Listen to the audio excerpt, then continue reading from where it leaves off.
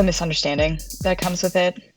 I think there can be a lot of like self-doubt and even self-loathing that comes with that at times, because there's this expectation that at one point everybody is going to want sex, or when you get into relationships, especially for like asexuals like me that are interested in romantic relationships, it can be a very hard conversation to have, because that expectation is so embedded of like, this is the way that the minute you introduce this new idea of like, actually sex is something that takes a little longer for me to get into if I'm even interested, so that might be off the table.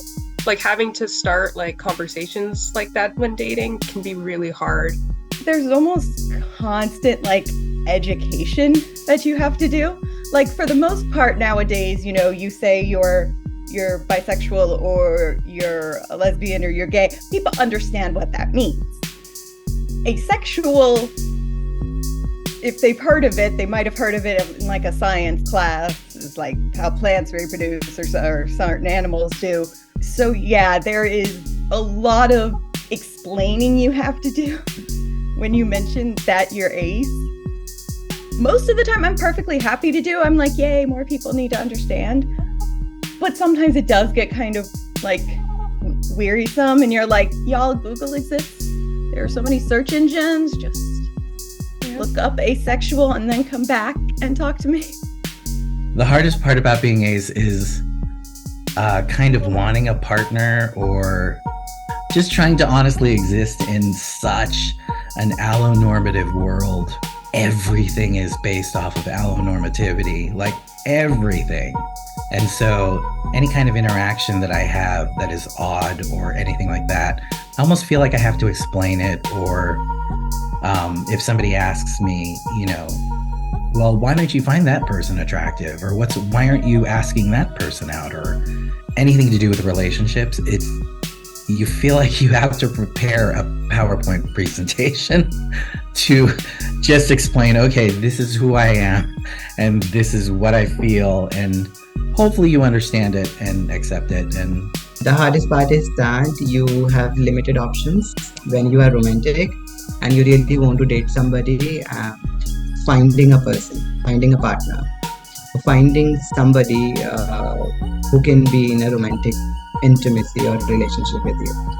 So as I'm 29 and I'll be 30 next year, so living alone at the age of 29, when all the younger siblings are in relationship, your friends are married, the people you work with, they all are married, and people around you are living with their partners, and you are just sitting and waiting for that right person to come in your life.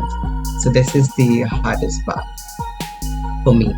Probably, I've been really, really fortunate that I have always been surrounded by people who are really like accepting and are like, yeah, that's the thing, cool. Like, but like the thought of, or if I've wandered out into non-ace spaces where people are having discourse on ace topics, or, you know, commenting on, like, there was that article that came out about the guy's girlfriend who was asexual, and he wrote an article about it, and having like hearing what some people are saying about this, and I'm like, the fact that other people take this really personally as a thing is really weird. Like, it's a weird flex that people have with asexuality in the wild, where they're like, well, it can't possibly be a thing. Everybody experiences X, Y, and Z. And I'm like, you do. That's true for you, but not for everybody, right? And so like I'm the kind of person who like really gets sucked into those sorts of conversations. And so that probably has been the hardest thing for me, is like learning to just step back and like let people do them and not necessarily need to make that a thing, that because I feel so like I always have, like, since I really got comfortable with with my identity, I've always felt really comfortable going out and like educating other people. Like if you have questions about it, yeah, let's talk about it. I'm here. I will talk about it with you all day long. And so to go out and be like, I'm that kind of person who wants to teach you, but you're not the person who wants to learn, you know, so kind of learning how to establish that boundary for myself has been a really important thing. And it's something I'm still working on for sure. Do your part to help LGBTQIA stories get told by contributing to our crowdfunding campaign through our link in the bio. Thank you.